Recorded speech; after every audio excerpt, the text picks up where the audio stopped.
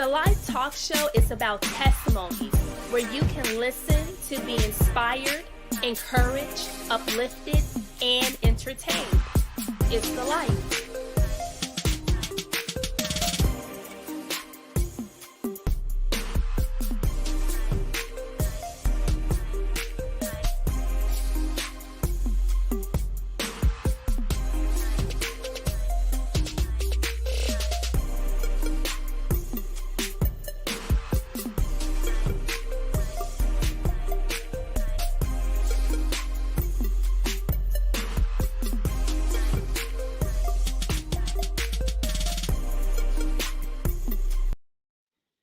Good morning, everyone. Thank you for joining us this morning live. And whether you watch the replay, I greatly appreciate it. To those who like, follow, subscribe, and share and comment, I thank you so much. I go back and look at all the comments and even, do a heart or I say thank you or whatever. So if you really want to interact with this, and I do see your comments, I'll display them on the show. Be sure to give StreamYard permission to access for you to share a comment so I can see it. And so without further ado, let me introduce you all to this beauty right here, Jazmin Steele. She goes by Jazz. I met her back when I lived in San Diego, which was like some years ago. And I remember she was with her sister and with two other ladies, her cousins, and they had the 4 linked hearts. And I wanted them to come on to the talk show when I was doing it at K-Praise radio station back in San Diego. And so we never made it. We never scheduled it. Things happen. And so now it's come full circle that my sister Jazz has joined me this morning to come on. And so you guys know what this is about. It's about testimonies. That is my kingdom assignment. That's what I'm called to until God says further. But for people to have a space where they can share their story, their testimony, because we know that our gift will make room for us and the things that we've been through, that we have to, our trials and tribulations and go through, that hopefully it can encourage, inspire someone else to keep going and that you're not by yourself. And so without further ado, Jazz Steele is a survivor, women's wellness coach, and advocate for self-care. Emotional and mental and financial wellness are the foundation of her message to inform, impact, and inspire women from all around the world to heal and thrive. In 2018, she released her first book, loosely based on her life, Love Incorruptible, A Woman's Reflective Journey to Freedom, an emotional, captivating story of overcoming abuse and learning self-love has been featured on various media outlets and a notable appearance on San Diego's KPBS Evening News edition. As a teenage mother, Jazz earned her business degree from the University of San Diego and began her entrepreneur journey at the age of 25. Her effective storytelling and passion for healing women has opened doors for her to teach in prisons, colleges, and corporate events across the nation. She focuses on the importance of self-care during the healing process. The mission to empower women evolved into sound waves with her popular podcast show, Rise Up with Jazz. Listeners can hear her raw healing stories, grab tips on self-care, and receive the call to action to rise up into their greater selves. To create greater social impact, Jazz partnered with Legal Shield as an advocate for providing equal access to quality legal counsel, regardless of race, gender, or creed. As a survivor of trauma and abuse, Jazz understands firsthand the need for legal and financial resources to support women before, during, and after their exit strategies. Jazz has a goal to open a charity supporting single mothers and survivors of abuse. And her quote is, "My mission is to turn one brave voice into millions. As I openly heal and learn, I hope to inspire others to do the same while living healthier lives." Let's welcome Jazz Steele to the Life Talk Show. Thank you so much for coming on. Thank you for having me. Absolutely. So it's been a long time coming. Yes. So Jazz, let's get right into it. In your bio, you talked about healing, abuse, trauma, all the things that pretty much no one is exempt from, especially when you live life. So let's talk about the early stages of that and how you came to where you are now. Absolutely. And like you said, none of us are immune, right, to having negative experiences on earth. We're born into the families that God chose for us. And what I realize is that our testimonies are attached to our families, because our upbringing has such an impact on our adult lives, and positive impacts, and of course some negative impacts. And For growing sure. up with a single mother, I saw my mother be physically abused. She actually lost a sister to domestic violence, and so that that pattern really was a part of our family. And so, by default, I ended up in a situation similar, because, we really become, the environment that we grew up in, those behaviors we saw, the language in the home, all of that stuff impacts the person that we become. And so, I fell right into that line as well, in experiencing emotional abuse and financial abuse. And I feel like we have that coming to Jesus moment where we can make a difference, where we can make a change, or we can make a new choice. And so, that happened to me later in my adult life, where I wanted to really dig deep into why I was in the situation I was in, no longer wanting to be a victim of that situation, but discovering what I needed to be, or what I really needed to heal, so that I can get victory out of that situation. Absolutely, Jazz. And you touched on something where, there's generational curses that you grew up in the environment of watching women before you, your mother, being abused, And so, what was the straw that broke the Campbell's back? Like, what made you tune in to yourself and say, something has to give? And in the midst of that, is that where divorce happened? Because I know that you were previously married. Mm-hmm. Yeah, no, I think everybody has different pain tolerance levels, and, I had 3 children that were watching me, and I had spent years, I had entered this relationship as a teenager. So I was a child, and I didn't have the proper coping skills. I didn't have the proper communication skills, and neither did my partner. So that's really the definition of toxicity. So we were both in a toxic environment, and building a family in that. And, out of my trauma, I was really trying to create this perfect family that I didn't have growing up.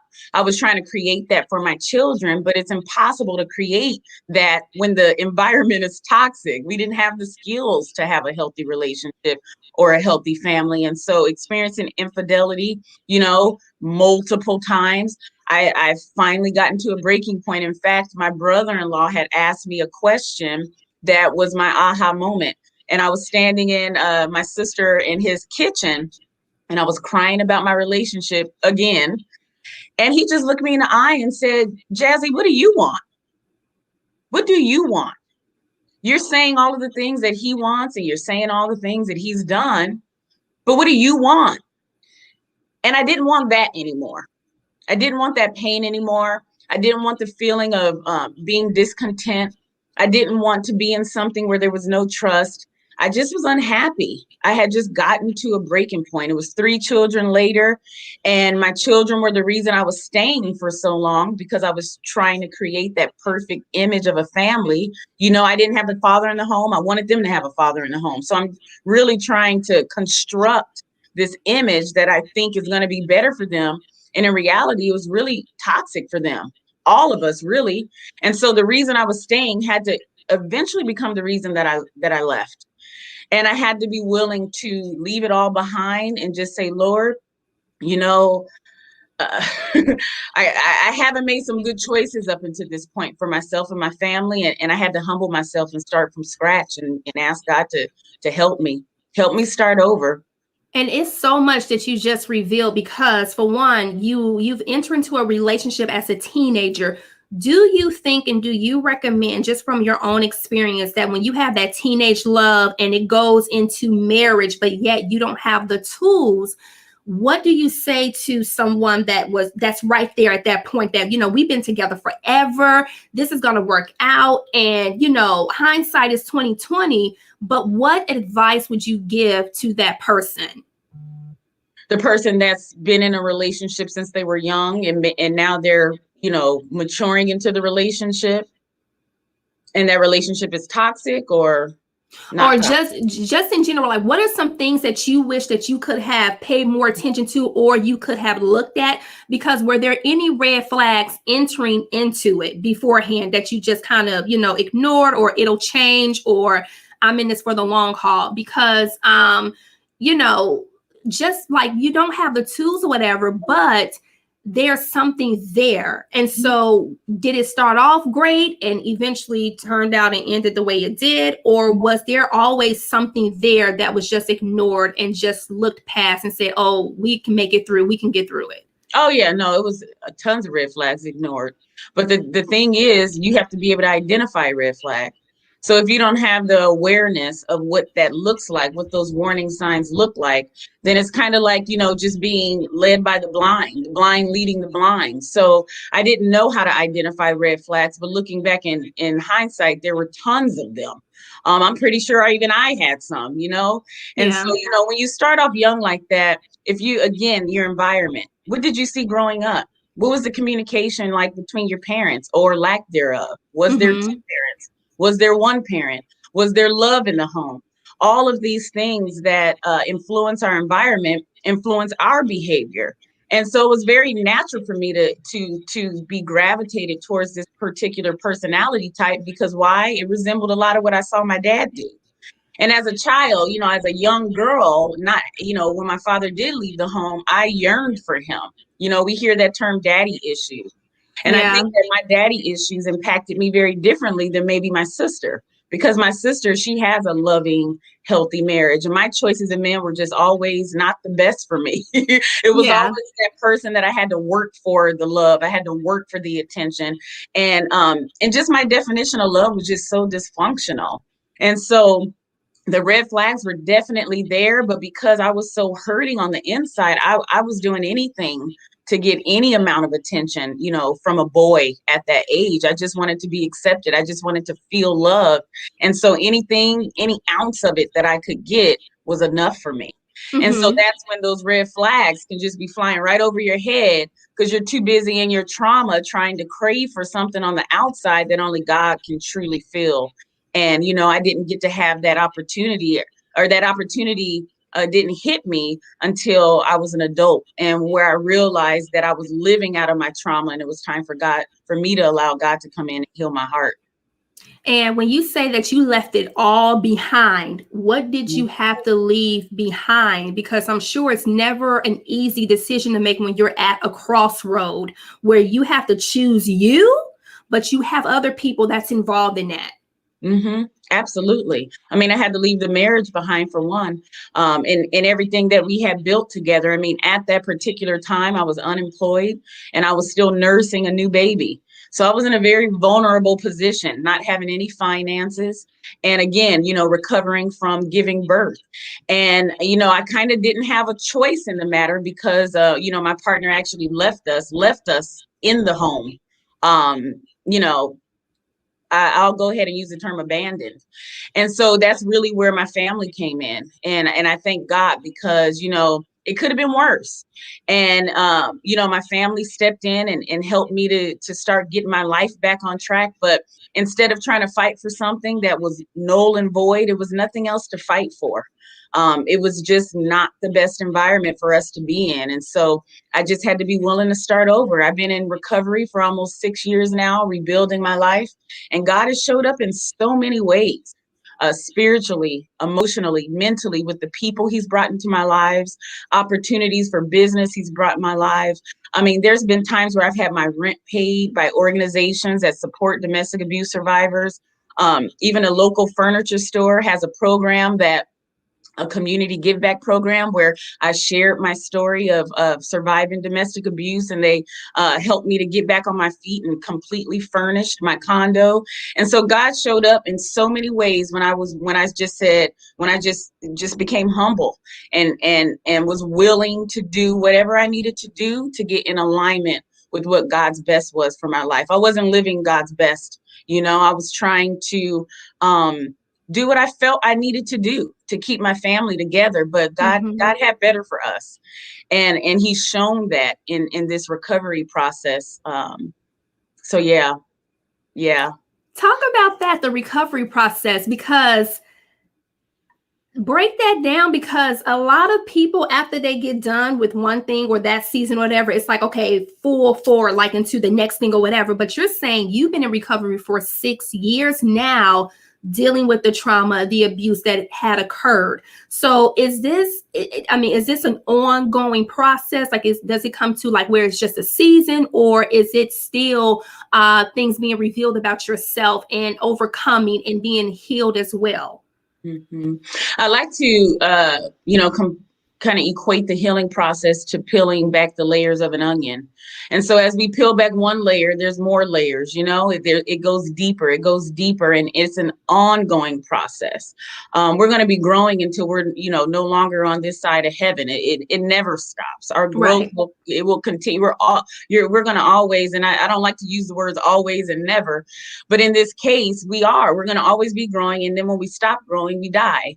And so, the recovery process is something that I've had to embrace, because when you come out of toxic situations, emotional abuse, you're really in a deficit when it comes to your value, to your self-love, to your self-worth. You're really in the negative.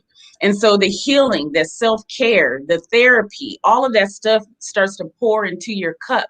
And it starts to bring you to a place to where now you're not any longer in the negative. You're starting to see your value. Your worth is starting to increase. You're starting to see out of a different set of eyes when you begin to heal. But healing begins with humility. You have to be willing to face the truth about yourself. And what I find is sometimes the truth can be ugly. And so it's very easy for us to continue to mask it with fake families, fake happy families, with careers, with material items and success, because on the outside, it makes it look like we're okay. But on the inside, we're really dying. And that's why we can't compare ourselves to other people, because what you see isn't what you get. There always is a story behind the story. And so, that healing process begins with your humility and your willingness to be honest with yourself.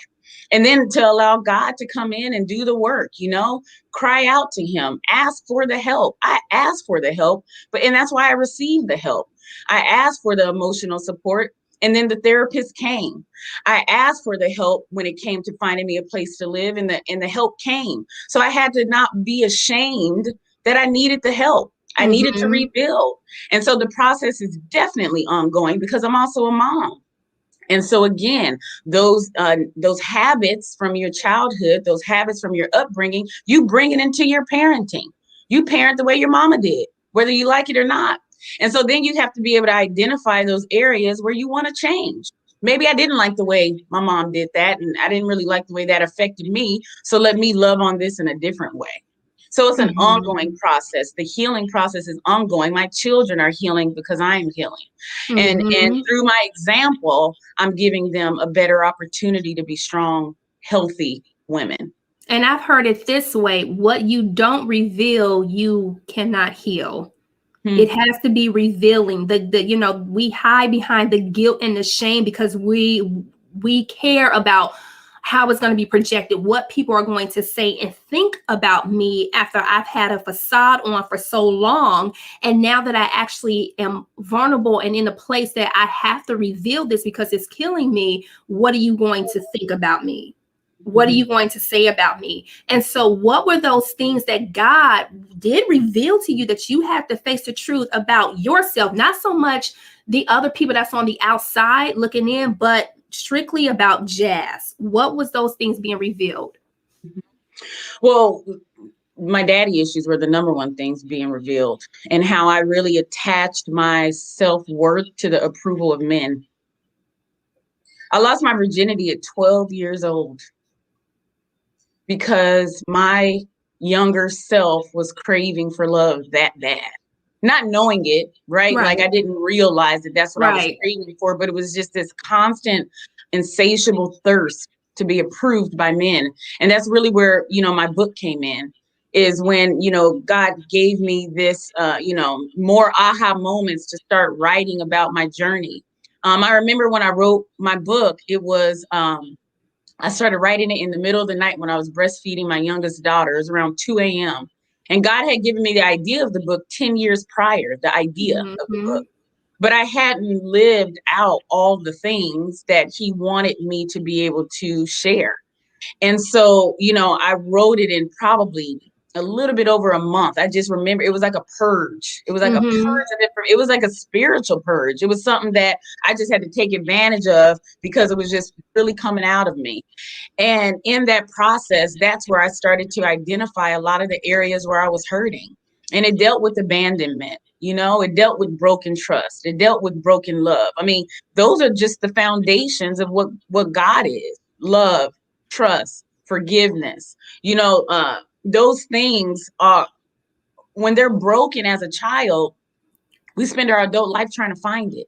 And a lot of times, many times, we're looking for it on the outside. We're looking for it in a marriage. We're looking for it in a relationship. And what God taught me is everything you're looking for, you already have. So allow me to restore those things in you so that you're no longer looking on the outside for those things, because you were born with those things. And sometimes life takes us off track. Sometimes our life experiences break down those things, and it's not our fault. Again, we didn't ask to be born into the families we were born into. So we got to take the guilt and the shame off of it, because it's not our fault. Right. But what is our opportunity, what is our responsibility, is when we do get that awareness, now we have a choice. Now we have Mm-hmm. a choice to be able to move in the direction of healing, or we can stay where we are. And if we're and what I found is there's no, I wasn't able to discover my purpose until I decided to heal, to get to the nitty gritty, to get to the truth. And my book allowed me to do that. I wrote my book for my own personal healing. That it was therapeutic for me to write it, but I found that it was therapeutic and healing for other women when I published it. And I knew that Mm-hmm. God wanted me to share my story in that way, and it allowed me to continue to heal. And then in sharing my story with other women, as women were reading it, and they're like, girl, oh my God, I thought I was reading about myself. I mean, I can't tell you how many times women have said that. And so this year, I'm actually going to be adding a healing workbook to go along with the novel, because what I found is it was emotionally charging for a lot of the readers, where I've had readers say, I started reading the first chapter, I had to close it because I wasn't really ready to deal with the emotions that were coming up for me. And so adding a workbook will allow the reader to be able to process their emotions while they're reading the book. And I'm really excited to do that. I think it'd be um, a good tool to add to someone's healing journey. And that's absolutely amazing, Jazz, because looking at people's behaviors, and just is just in general, looking at our Mhm. behaviors, our patterns, why we do certain things, why we talk the way that we do, that all comes from the inside, because that's some things that's being triggered. That's some things that's coming up, because it's like, what's hurting you? Let me discern what's really Yeah. going on, and not take it as a personal attack when you Yep. talk to me that type of way. There's something going on with you that will make you think that it's okay for you to treat me like that, or for you to talk to me like that. So what's going on the inside of you? And instead Mhm. of being so dismissive and just so like, I'm cutting you off, that really hurt me. I don't know where that was coming from, because I've been a friend, I've been this and I've been that, but I'm gonna pray and cover them, because I don't know what lies I don't know what lies underneath the surface of that. Mhm. And Absolutely. yeah, and so what do you do? Like you mentioned, the woman said, I'm not ready. I just can't face it. I'm not ready. Because I do believe that there's a appointed time and an appointed season when you get tired of being sick and tired, and you like, something has to move, something has to break, something has to change. So what advice would you give to women and to men when they're at that breaking point where they know their stuff? Don't nobody know the truth like you know it, and God know it. So you know what you're dealing with, and you know what you have, but what process or what steps do you give to encourage someone to, come on, let's do the work, come on, you got to do the work? Mhm. It goes back to that question my brother-in-law asked me in the kitchen that day. What do you want? If what you see around you isn't what you believe you deserve, and if you don't believe it's God's best for you, what are you willing to do to change it? And so one of the very first things I did was ask for help. I jumped right into therapy because the Mhm. things that were happening around me were chaotic. It wasn't God's best for me. I was not living my purpose. I was not being a great example to my children in terms of, how I was living my life, that what they were seeing every day isn't something that I wanted them to continue to see. So I had to identify what I wanted. And then I had to be willing to ask for the help. I think a lot of times, again, when your ego is involved, folks don't want to ask for help because they still want to put up airs that everything's okay. And you got to be Mm-hmm. willing to put that stuff down. You got to be really willing to put that stuff down. To know that we've all been through things. We're all human beings. There's nobody to impress. If your life isn't the way, if you are not living your best life, if you're not operating we get one life. I'm not about to be playing no more. Why are we still playing with it? If you're in a toxic relationship, go look in the mirror and ask yourself, why am I here? Why am I still here? And a lot of times it's fear-based. So I had to start making decisions that were no longer based out of fear, but that were based out of love, right? A lot of times we're staying in bad situations or staying at jobs where we're stuck out of fear. So if you're making fear-based decisions, then that's not going to be in alignment with purpose. So being able to ask for help so that you can start processing mentally why you are where you are. And what I found is when I started to be able to process and talk about things, you start to hear yourself say things. We all have our own solutions already inside. Mm-hmm. Therapists and coaches just help us to navigate to get to those answers, but we have the answers. And then also finding support, finding a tribe of people that are going to lead you in the direction of where you want your life to go. A lot of times the folks that we have around us, they say the top 5 people that you're around, you will become them. Who's in your circle? Who are you Mm-hmm. listening to? What are you allowing into your ears? What are you watching? Because all of that stuff influences you. So I had to be willing to drastically change my environment and get a new tribe of people that would lead me into the direction of healing that I wanted to be in. And so, that would be my advice, is identifying what you want. And if what you have around you isn't what you want, then you got to be willing to make the changes. And that's the uncomfortable part. I mean, that's why many people stay in the positions they're in, because they don't want to make the uncomfortable changes. But growth is painful, but it's a purposeful pain. See, Mm-hmm. toxic environments, that's a pain that nobody deserves. That's a pain that, no one deserves to be in long term. But are there growing pains? Yes, but those growing pains have purpose to it as long as it's moving you in the direction that you want to go in. So identifying what you want, humbling yourself to ask for help, and then getting in the right environment of support that can foster your growth and this new change, because it will feel uncomfortable.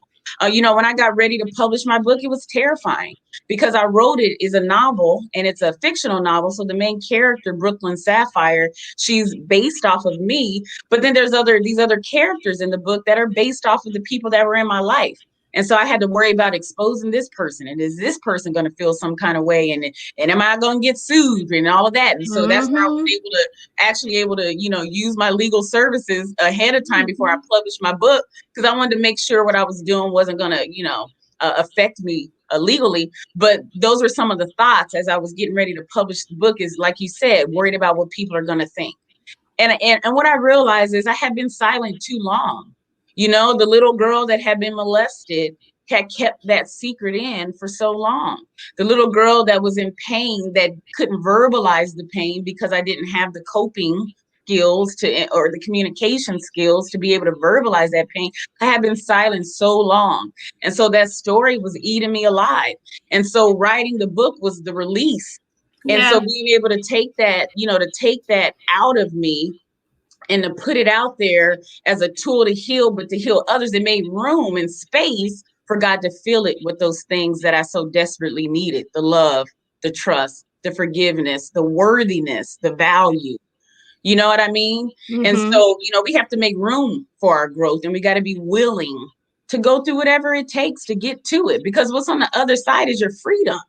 What's on the Yes, other side indeed. is your purpose, is you getting value out of your life. Not don't allow the things that you've gone through to take you out of the game. Use those things to propel you into your purpose. Don't allow the pain to be for nothing. Don't walk around as a victim complaining about the stuff. Use it Right. to That's become right. better. I mean, that's what it's there for. We all have the option to do it. It's just, are we going to recognize our opportunity when we can make that change? Because we all have Absolutely. the opportunity. Absolutely. I concur. I completely agree with you. And Jazz, just to switch things up a little bit, I want to talk about the dynamic between you and your daughters then and your dynamic between you and your daughters now, like their growth of growing up and seeing that relationship versus where you are now? Yes, absolutely. Well, my oldest is 21, so she's the one that saw most of the journey. My other ones are younger, and my youngest one, she's 7 now, so she was 1 years old at the time when we separated. So she didn't have a lot of the environment. All she mostly knows is just living with this healing, happy mom. So I would say that my youngest daughter got the best version of me. But my oldest, wow, she'll bring tears to my eyes. She's special. I had her at 18 years old. And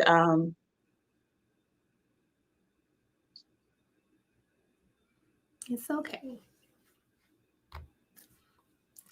It's okay, because I completely understand. I completely understand and I get it.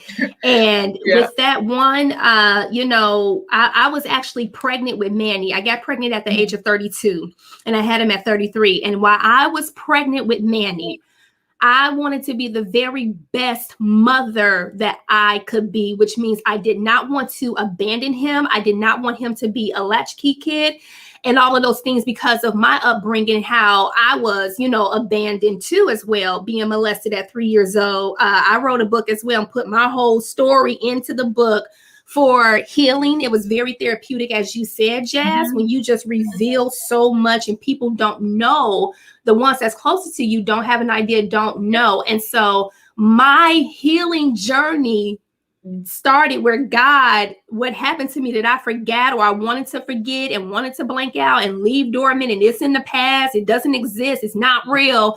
He brought it to the forefront of me, and I had to deal with the fact that I was molested at 3 years old and my voice and everything was taken away.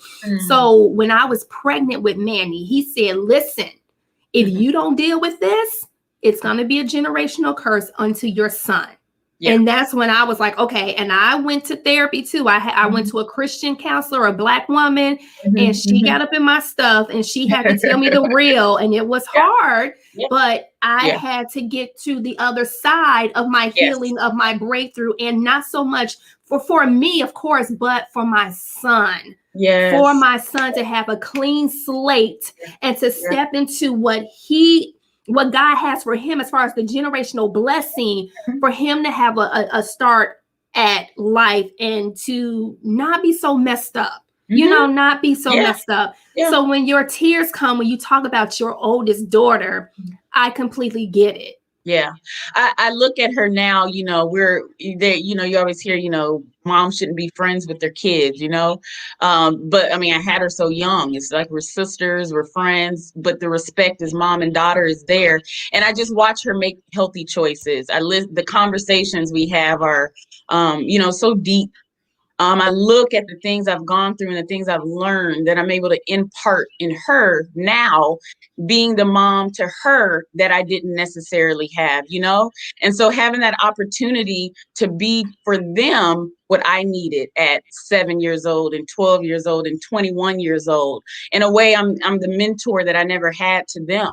And, sometimes they may not want to hear what mom has to say or mom's positivity. Like right now I have written on the mirror in our dining room, this month's theme is kindness. So it's a visual reminder that this is a theme of our household this month.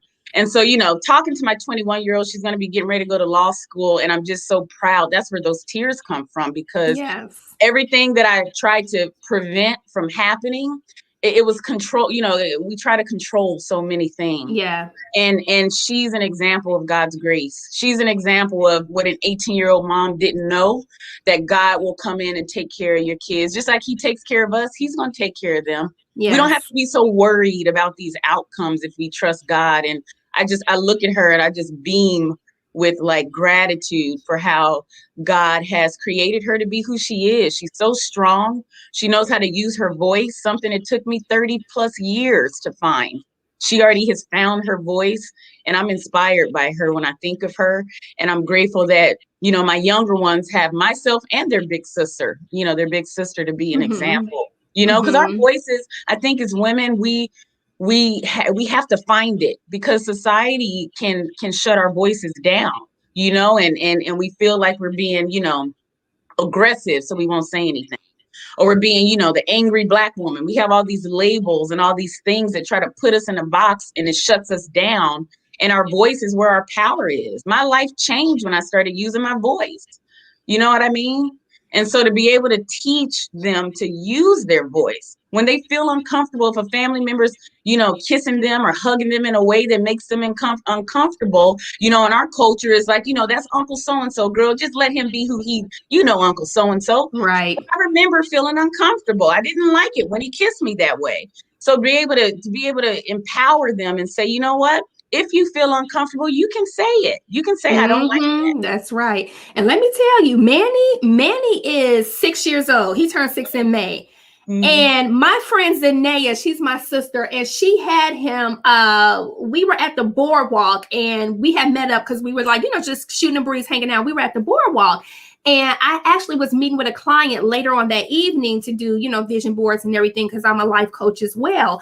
And so he was like, I want to go with Miss Zanea. So she's like, you want to go with me? Okay, let's go. So she, took him, they were hanging out, and she called me. She said, listen, nephew is so cute. I hope he never changes, because as she was in her car and she was talking to someone, I guess her voice was carrying and she was being loud. So he says, Miss Zanea, I'm trying to have a conversation with Celeste, which is her daughter. I'm trying to have a conversation with Celeste, but you're talking too loud and we can't hear each other. And so she was like, okay. And I was just like, oh. And I know that he gets that from me, because I tell him, listen, if you don't like something, Manny, or you feel uncomfortable, you make sure you talk. Like, verbalize it. Don't do it in a rude way. Yeah.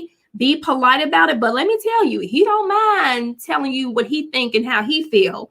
And sometimes I have to curve it a little bit. But like you've mentioned, from that time when he was born all the way up until 3, and even still now, those years for me were so critical, because he couldn't talk. He couldn't verbalize, as far as how he was feeling or whatever. So I was like the mother hen. I had to keep him protected. And with me, even if I needed a break or if I was tired, it was like, no, I just have to bite the bullet, and I have to just do what I need to do for his protection.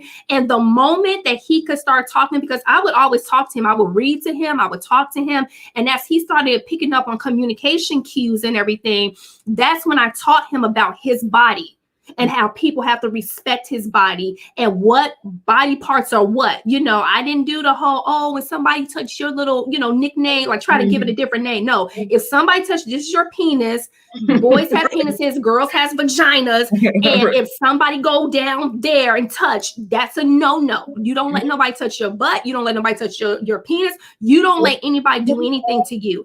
And he got that. And he understood that, to the point where his daycare teacher or whatever, he was going to use the bathroom because he was potty trained. He was going to do the bathroom, and she went in with him. He was like, no, you know. Right. And she told me about it, and we laughed. But that's the things that I had to instill in him. And now that he's at 6, he knows, no, you don't go nowhere near my body. Especially as a boy, being able to communicate with words, be able to communicate his feelings, that's huge, because that's something that men in our culture their voices have been shut down too, when it comes to feelings and emotions. I mean, Black men think that that's being feminine if they have emotions, where it's being human to have emotions. But again, if we haven't been taught, we didn't have moms sit down with us and have these conversations with us to teach us how to share our feelings, so we have an advantage in this generation. There's so many more resources, and it's so much more acceptable to be able to express ourselves, where when you think of the generations before, it wasn't as acceptable. And that's why we have to extend those previous generations that grace, because they didn't have the resources, or we didn't live in a society that supported, being emotionally vulnerable. So now we can be. And now we can change those generational curses, those secrets, those things that didn't serve us, those toxic behaviors. We have the power now to change that for the future generations, to be being honest, being vulnerable, being humble, being direct, like you were with your son. I'm not going to give this a nickname. This is what it is. That's right. And so I think we really sit in a power position in this generation with the knowledge and the awareness. And then again, with the love of Christ, being able to lead in love, like you said, be able to exercise your boundaries and say what you need to say directly, but in love. You know what I mean? And when we communicate that way, we teach people around us how to treat us and how to communicate with us as well. And so that's huge. I'm glad that you shared that, especially with the Black boy in this society. That's important to be able to verbalize That's his right. feelings and his thoughts. Absolutely. And be able to create Mhm. a safe space. And like with this here Yes, show and this platform, be able to create a safe space because it's not about me, but it's the work of God that God has yeah, called me to, the yeah, kingdom building. yep, And being able to create a safe space for people to feel comfortable where they know that they can talk to you and share with you. And it's not coming across as judgment. It's not coming across as a shot jock. Like, so yeah, tell us your business. You know, what happened when yeah, it, it's not that. It's just being able to have a transparent conversation, a mature conversation from both sides of it, not one-sided, and just to say, listen, mhm, what we want to do is share our story, our testimony, to first give him the glory, but to show you what we walked through, what we had to endure. And this is where we are now, which means that he's no respecter of person. And what he did mhm, for you, he certainly did for me and the next person and the next person. But we have to be able to create that space with our platforms to make yes, it okay. It's yes. okay. Yes, yes. And with social media, it gives us more opportunity to say it's okay. So that programming that it's okay to be vulnerable. Now, we have more access. I remember when I was younger, I wanted to be an actress. And I Me remember too. praying. You did see, I'm not surprised, sis. I'm not surprised. I remember driving up to my auditions in LA. I'd be praying, Lord, if this is an opportunity for me, I just want a platform to be able to inspire women. And I thought that I needed to be famous in Hollywood to have this platform. Now we all have the platform. We got YouTube, we got Facebook, we got everybody has the platform right here at their fingertips on their phone to be able to be purposeful, to be able to use their voices. And so God is amazing. What he has for us is so much bigger than what we ever even imagined. You know what I mean? And this process of really co-creating with God, God gets the glory because he's the one that wakes me up every day. But I That's got to right. still work with him. I can add the faith is number one, but the work has to go in alignment with the faith. We can't believe God for stuff and then sit here and then just think he's going to do it for us. No, the faith comes in your action. Your action is saying, I believe God's going to deliver. But when you sit Mm-hmm. down and you just have the faith and you cross your arms, your inaction actually deactivates your faith. So if you say you believe, put one foot in front of the other.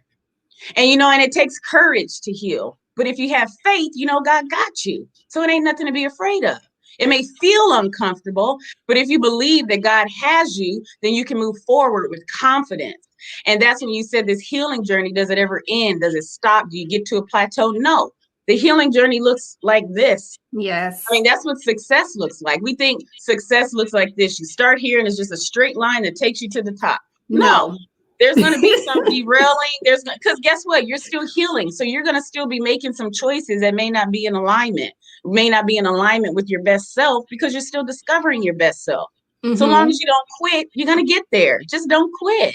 Just Yes. wake up Oh, every day. if you don't quit, you're going to win eventually. If you keep Absolutely. going, you're going to win Yes, yes, eventually. yes, yes. Yes, And we expect to absolutely. win. And I think too, we want to win right now. I didn't get the result I wanted right now, so I'm gonna just stop. It's too hard. No, if it was easy, everybody would be healed. If it was easy, everybody would be successful. If it was easy, everybody would have peace. No, it takes your work and your faith combined, and then your resilience to continue to go so that you can get to the promise that you believe God has for you. If you believe that He's promised this abundant life for you, then you do whatever you need to do to get to it. That's Don't give right. up on yourself. Don't allow your trauma to stop you from your future. Don't allow a naysayer to say, "Oh, you think you better now? Oh, you're growing and you heal. You ain't the same. You are god darn right. I'm not the same. I am not the same, and I'm going to continue to grow because I'm going to continue to grow into what God has for me. This isn't it. It's great, but I ain't arrived. There's more for me. There's more abundance for me. There's more abundance for my children and the generations to come. And so, you don't get comfortable in this process. If you're not uncomfortable, you're not growing. You're not. Don't Mm-hmm. fool yourself. Mm-hmm. Nobody arrives. When you arrive, then it's time for you to go ahead and shove the dirt on you. Okay. Because there's no arriving on this side. There's That's always, we right. go from glory to The glory. glory. That's right. That's right. Absolutely. Jazz, would you ever get remarried? Absolutely. I am a healthier me. So I will, I'm excited at the opportunity to attract different. When you attract what you are. So a lot of times I Mm-hmm. attracted the not the good, the best stuff. And I attracted things that I thought I wanted. And God, brought certain relationships to me so that I could see that it wasn't what I thought it was going to be. And I'm like, ooh, thank you, God, for letting me see it and thank you for letting me get through that. So I know that those things I thought I wanted wasn't the best for me. So again, as I continue to grow, I continue to attract better as well. And so I absolutely would 100%. That What is about you? awesome. What about you, girl? Would you? Okay, well, listen, I ain't never been married, Okay. but Jazz, I do want to be married. That is a desire. But like you said, in the process of me being single, I am surrendering more to the Father, and I want what the Father has for me. Yes. Because let me tell you something, God will reveal. And the thing is that if that's the thing that you really want, God will be like, okay, you go ahead and have it, even though I know better. And let me tell you what happened to me, Jazz, over this past week. Now I'm sitting up here planning a because I'm very transparent, I'm very open, but the thing is that I won't throw nobody underneath the bus and I won't say names. But it's this particular guy who I'm attracted to, who I like and everything. And I'm putting together a going back to school event fundraiser and everything. Okay. And he helped me, with the flyer and everything, and it was good. And I was like, thank you or whatever. But in that moment, in that conversation, it revealed a lot to me of what I needed to see and what I needed to hear. And when I tell you the switch, when I tell you the switch turned on for me, I said, oh, I was quiet. I didn't go in the way I could have, because I could have gave you a tongue lashing, but I didn't. Yeah. I sat there in silence and I listened to this dude say what he wanted to, I let him say whatever he felt like he wanted to say to me. And in my mind, I was saying, wow, this is what I needed to see. And this is what I needed to hear, because this is exactly how you would treat me and talk to me for the remaining of what I wanted or whatever. So I thank God. And I didn't say it, but I texted him and I said, thank you for giving me what I needed to see and hear from you, because that lets me know. And then God said, when God spoke, and after that, God said, now are you done? He said, are you done with the fantasy? Yeah. Are you done with it? Or is it finished? And I said, God, it's finished for me. It's done for me. No more. And he said, okay. And so with that, I thank God for that, because it's the process of elimination. What I thought I wanted, and we look good together. We could be a power couple. We could be like this and that. God, girl, that's a whole other talk right there. Okay, girl, single dating. You said so many nuggets in that. A couple of things. When someone shows you who they are, believe them. Number two, you got to know your worth to be able to identify the red flags and then make decisions on the red flags. Because I remember early in my dating, I didn't date for 2 years after my marriage. I took 2 years off and I just replenished myself and did my healing. I didn't do any dating. And each opportunity, I call them opportunities to learn. Each man that God brought, around, that presented themselves as a dating option, it was always a lesson attached to the person. It was always something that I discovered about myself, like, "Ooh, girl, you still looking for the wrong thing. Okay, we got it on that one." And then I'll go back to the drawing board, continue my healing, and then God will bring, because I never went out looking for men, right? They just somehow got introduced or whatever. And so here comes another opportunity. Let's see and just learning how to be in dating. I think a lot of times too, with women, you find somebody, they look the part, you go straight to the altar. Can I marry him? Can he this? Can he that? You go straight to the law, the happily ever after. And a lot of that programming just came from society, television, movies, that kind of stuff. And so just being able to identify where you're making those choices, identify, like you said, the things you thought you wanted. Ooh, we look this way. Ooh, we could be and all that stuff is visual and aesthetic. Had nothing to do with the heart of the person. But when you heard him say the stuff that he said, you thinking to yourself, okay, this is the reality. This is how he would treat me. See, a lot of That's times right. we ignore those red flags because we're so fixated on the picture that we want to achieve. But the picture isn't the thing. That's a fantasy. What's really real was in the heart of a person. God looks That's at the right. heart of a person. Out of the heart, the mouth speaks. Out of the abundance of the heart, the mouth Yep. speaks. Yep. And my thing is that I will not disrespect you because I don't even use foul language like that. Like I don't drop F-bombs and all of these things. And anybody who talks to me know that in my conversation, it doesn't consist curse word after curse word after curse. But the fact that this and your prominence and who you are and your stature can say such things like that to me. Yeah. And I haven't even said not one word to, and that's a trigger. And I said, oh. You already knew what you was getting. If the opportunity presented itself, you already knew what you was getting into. And thank God you didn't even have to get into a relationship with them to discover that. Yes. Thank God. And when my mind is made up, listen, my sister tell me, even my mama, you a dog with a bone. But when my mind is made up, when my mind is renewed about it, I'll be like, I'm good. I'll be cordial. I'll be respectful. But that right there, that's the point of no return. And what did you learn? What did you learn about yourself in that lesson right there? In that opportunity with that him? I don't have to listen. I always say my name is not Mary, but there's something about me too. You remember the movie Mary? Yeah, something about Mary. Yeah, my name is not Mary, but there's something about me too. And I value and I love myself. And I don't have to tolerate it from no man. I don't. I listen, when my mind got renewed, and my sisters and they say this all the time, you're the prize.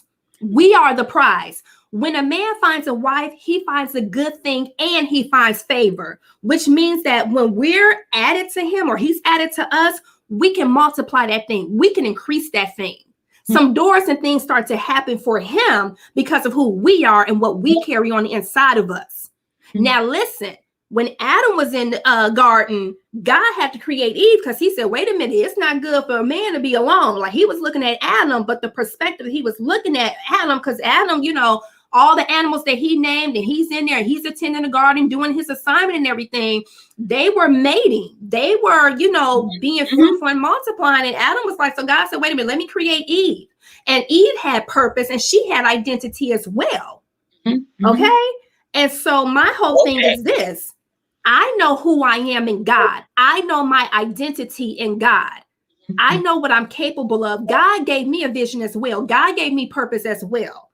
So I'm not latching on to your coattails. And this is in general. I'm not latching on to your coattails and who you are and getting underneath you because I don't know who I am. I haven't awakened up to my purpose. I got purpose too, bruh. I got vision too, bruh. Now we can work together and build and move forward and do some great things. But if your ego and your pride and you alpha male and I'm alpha female, but I know how to ring it in when I need to ring it in, so you could be the man and you can lead appropriately in the order, the way God ordained it, not the way the world did, but God ordained it. I can pull back and be feminine and let you go ahead and take the lead and submit to that all day long. If you're leading us somewhere and it's not blind leading the blind, right? I can be that all day long. I can be pretty. I can be feminine. I can be all of those things. But what I won't be is disrespectful. What I won't be is your doormat. Right. That's what I'm not going to be. Or the side chick. That's what I'm not going to be. So when you come to me with respect. Come to me correctly. Come correct. You hit all the nails, sis, on all the heads. Okay. And you got to get there. You got to get to that place in your journey where you know that about yourself, where you're not going to be tolerating a bunch of stuff. So many of us tolerate stuff because we don't know our worth. That's all. If you knew your value, you wouldn't pour garbage into a bucket of diamonds. You know what I mean? And so we when we don't know that we're a diamond, we're going to take anything. And so your value and determining your value and discovering your value, discovering your parts of yourself, how dope you are, how creative you are, how much of an incredible thinker you are, problem solver that you are, how loving you are, how strong. We have so many dynamics to us as a woman, and you hit the key about femininity. The world could take some of our femininity away because we got to be tough. We got to be strong. Single moms, I got to handle it. I'm the one that's handling everything. That's and I had to start reframing even being a single mom. I'm not a victim, and I don't have to do everything alone. I got God. That's right. I'm not doing nothing alone. He sent family members around me that support me. I got a tribe. I'm not doing nothing alone. It's not a woe is me. So, you know, just being able to learn yourself and love yourself will help you to see different. You'll see those red flags early on where you're like, nope, that ain't gonna work for me. And then if you continue to ride along that red flag, you'll eventually, you know, get burned by it. And maybe that was the lesson you needed to learn so that you don't do it the next time. And let me also make this point too, Jazz, because right after this, we're going to go into our fire rapid questions. But the first thing is this: if that man's eyes have not been open to you, which means that he cannot see who you are, your value, what you bring to the table, he can build with you. If his eyes are still closed, he got the scales over them. Sisters, ladies, women, let that man be. Mm-hmm. If you listen, you can't pry his eyes open. You can't cook your way to his stomach. No projects. You can't listen. You can't dress to impress. You can't cook your way to his stomach. You listen. If he can't see who you are in all your totality, in all your wholeness, and who you are, run. Just go. Just, you know what? He ain't it. He ain't the one, guy. You ain't revealed me to him, and that's fine. Keep it moving. Keep it going. Because a lot of times we wait. We see potential, so we just take that little ounce of potential and try to work with that. No, what you see is what you get. That's right. Make your decision early. Don't play yourself, sis. Don't play yourself, sis. I hope this helping somebody. Listen. Okay, fire rapid questions, Jazz. Let's go. First one, what is your favorite verse in the Bible? Ooh, I have come life, John 10:10. I have come that you may have life and have it more abundantly. Mm-hmm. Number 2, how do you get into the presence of the Lord?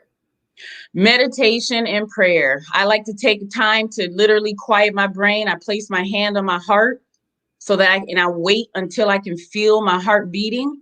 And that reminds me who woke me up and who's in control of my life. Number 3, what do you think heaven will be like? Amazing, beautiful, glorious, exciting, loving, Number eternal 4. Eternal bliss. Yes, absolutely. Number 4, who would you like to meet in heaven? It could be from the Old Testament or New Testament. Oh, God, I was getting ready to name a family member. Who would you like to meet in heaven? Ooh, that's a good one. Oh, gosh. Eve. Yeah. Number 5, given the opportunity where you're in a quiet, intimate setting, face to face with God, what would you say to him? What would that conversation be like? Gosh, that's a good one. The first question that comes to mind is why did you create us? What was the reason of your concept of earth and putting people on earth? And the answer that came right away was love, the love that he had for us. You know, what made him want to create us and create this whole concept of the world? I would like to know what his motivation was. Well, I got a little bit of revelation on that. Can I share? Yeah. Okay. Well, the reason being is because, and this is just a little bit of revelation, not the entire picture. But the reason being is because when Satan fell, he fell on the earth. If he would have fell on Mars, if he would have fell on Saturn, when he got kicked out, then that's where we would be because of the dominion that we have, that we're created in God's image, and he breathed into us everything. One of the reasons is that we came to earth to take dominion back from Satan because of his chaos, because of his havoc, that we're walking in it, and we're supposed to walk in it daily to cancel out the plans and the things that he has for this world, to be in the world, but not of the world, to be the light and the salt of it, but not to lose it, because to thwart the enemy's plans, to push back like a war. So that's one of the revelations that I did receive of us being created and being here on this earth to thwart the plans of the enemy, because he fell here and he wrecked shop. So that's yeah. And how many other Earths are there? I mean, we're one of a very vast universe. So I would like to ask God, what else you got going on in that universe? And that's just me and my creative mind, just wanting to question and challenge God. And I think that we should question and challenge God so that we can get closer to him. Absolutely. And the last question, last question is, with everything that you've gone through, with everything that you've been through, and not knowing what lies ahead of you, not knowing what the future is, but where you are now, is it worth having a relationship through his son, Jesus Christ? Is it worth being connected to him? Absolutely. Absolutely worth it. I wouldn't be who I am today if it wasn't my relationship with the Lord and my growing relationship with the Lord. It's and sometimes it's ugly. It doesn't feel good. Sometimes it's great. I mean, God and I, we are very close. We are very close. And it doesn't have to be, I don't have to be in the four walls of a church to be able to be close to God and to be able to build that relationship with God. And so I think I say to be fearless in your spiritual pursuit. Because a lot of times being raised in Christianity, there's a lot of fear. You can't think this, don't cross over there, don't ask that question, just believe it. What is it about, just believe it. And it's like, well, no, I got some questions about it. So being unafraid to question God, to be fearless in your pursuit to get to know him, and know that it's not in a box, and everyone's journey doesn't look the same.